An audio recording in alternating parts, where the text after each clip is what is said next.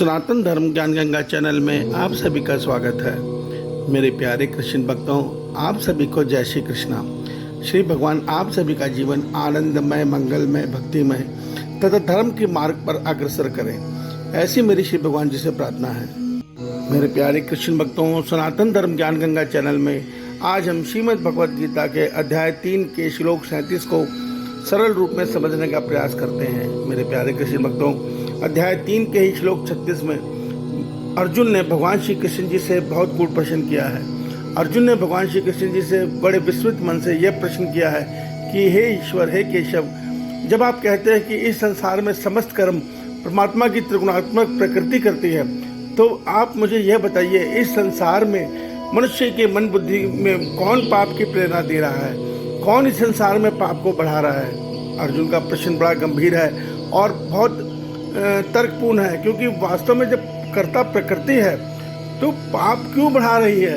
भगवान की प्रकृति सतयुग भी तो दे सकती है, सत्य आचरण भी तो दे सकती है। इसका जवाब भगवान श्री कृष्ण जी आज के अध्याय 3 के श्लोक 37 में देने जा रहे हैं। आप इसे ध्यान से समझिए। जय श्री कृष्णा। मेरे प्यारे कृष्ण भक्तों, अर्जुन के प्रश्न के जवाब में भगवान श्री कृष्ण जी अर्जुन को बोल रहे हैं कि हे पार्थ, रजोगुण से उत्पन्न हुआ ये काम और क्रोध बहुत खाने वाला, अर्थात भोगों से कभी ना अघाने वाला है। यह बड़ा पापी है, तू इसको विषयों का वैरी जान। मेरे प्यारे कृष्ण भक्तों, इस श्लोक को आइए हम सरल रूप में समझते हैं। जय श्री कृष्णा। मेरे प्यारे कृष्ण भक्तों, भगवान श्री कृष्ण जी अर्जुन के माध्यम से हम सभी को यह सत्य बता रहे हैं कि उनकी त्रिगुणात्मक प्रकृति में जो ये राजस गुण है, ये बहुत कभी मनुष्य के मन में जब ये बढ़ जाता है तो संसार में पाप बढ़ने लग जाता है। क्यों? क्योंकि ये राजस गुण मनुष्य के मन में तृष्णा को उत्पन्न कर देता है, वो तृष्णा जो कभी खत्म नहीं होती, जिसके कारण मनुष्य के मन में लोभ और स्वार्थ बढ़ जाता है। और लोभ और स्वार्थ बढ़ने के कारण मनुष्य सदैव विषयों का, उसका मन विषयों का आसक्त होकर सदैव विषयों के सुख पाने के भोग में रम जाता है। उसका मन सदैव एक ही प्रयास में लगा रहता है कि मैं किस प्रकार इस सांसारिक सुख को भोगूं। ये इंद्रियां विषयों को देखती हैं, विषयों की तरफ आकर्षित होती हैं। मन इनको पाने की इच्छा करता है। जब पाने की इच्छा में किसी वजह से वो इंद्रियों, वो विषय का सुख पूरी तरह मनुष्य को नहीं मिलता, तो मनुष्य में क्रोध उत्पन्न होता है। और यही लोभ, स्वार्थ और क्रोध मिलकर इस संसार में पाप को जन्म दे देते हैं। तो मेरे प्यारे कृष्ण भक्तों, ईश्वर ने 3 गुणों की रचना की इसलिए है कि मनुष्य को चाहिए कि वो कर्तव्य कर्म के द्वारा सात्विक गुण में रहे। सात्विक गुण शांत गंभीरता का गुण है, सात्विक गुण प्रकाश का गुण है, जिसके कारण मनुष्य में ज्ञान का प्रकाश रहता है, मनुष्य के अंदर निस्वार्थ भावना रहती है। मगर जब मनुष्य भगवान कहते हैं, जब मनुष्य फल इच्छा से कुछ पाने की चाह में कर्म करता है, तो उस मनुष्य के अंदर राजस गुण प्रबल होने लग जाते हैं।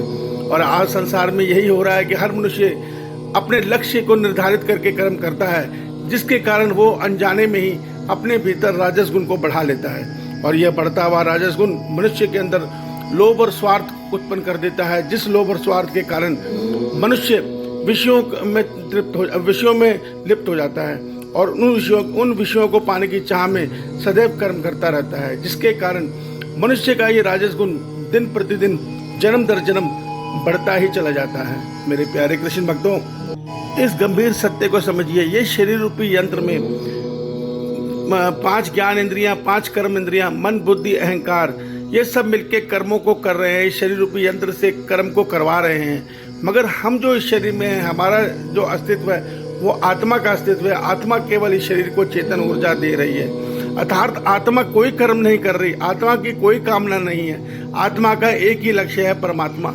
वो तो जब हम आत्मा के निष्ठ होते हैं तो हमारा मन स्वयं परमात्मा की तरफ आकर्षित होने लग जाता है।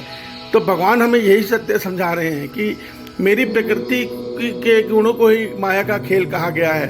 और जब मनुष्य इस माया के अधीन रहता है तो वो सदैव इन 3 गुणों में भटकता रहता है। कभी वो राजस गुणी बनकर संसार में लोभ और स्वार्थ के कारण पाप कर्मों में लिप्त हो जाता है। उन पाप कर्मों के द्वारा वो तामस गुण में चला जाता है। तामस गुण से गंदे नीच कर्म करके वो पशु की योनि में गिर जाता है, जहाँ से वो 84 लाख योनियों की श्रृंखला को पूरा करके दोबारा सात्विक बन के मनुष्य तन पाता है। तो ये चक्र सदैव चलता रहता है, ये कभी रुकता नहीं है।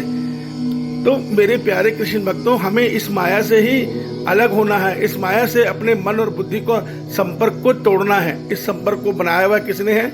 इस संपर्क को बनाया हुआ है हमारे भीतर बैठे अहंकार ने, अहम तत्व ने, जो इसको हमारे मन और बुद्धि को इस माया के गुणों से जोड़कर रखता है। जिस दिन हम अहंकार से मुक्त हो जाएंगे, हम तीनों गुणों से मुक्त हो जाएंगे, और उसी समय की अवस्था मुक्त अवस्था कही गई है, स्थित प्रज्ञ अवस्था कही गई है, जो भगवान हमें बताना चाह रहे हैं, जो भगवान हमें बनाना चाह रहे हैं। जब मनुष्य तीनों गुणों से मुक्त हो जाता है तो वो परमात्मा की प्रकृति के गुणों से परे हो जाता है, वो उनके अधीन नहीं रहता। फिर उसका मन केवल अपने ईश्वर में स्थिर हो जाता है, जहाँ तक पहुँचने की इजाज़त भी केवल उन्हीं को है जो माया से परे हो चुके हैं। क्योंकि ईश्वर कहते हैं मैं माया से परे हूँ, मुझ तक पहुँचना है तो पहले मेरी माया को जीतो, तब तुम मेरे में मन को स्थिर कर पाओगे, समाधि अवस्था में तभी पहुँच पाओगे।